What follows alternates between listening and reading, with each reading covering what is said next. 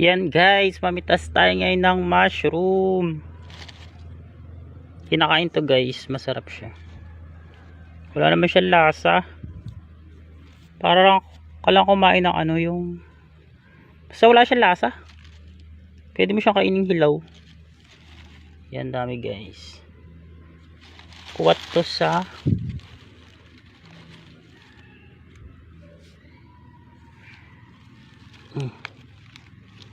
kuwat to guys ng mushroom to ng mango mushroom.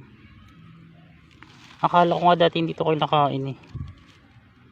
Kinakain pala siya.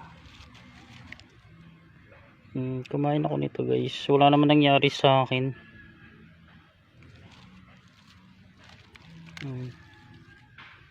May maliliit, may malaki. Hugasan nyo lang bago nyo kainin ang hilaw. Thanks.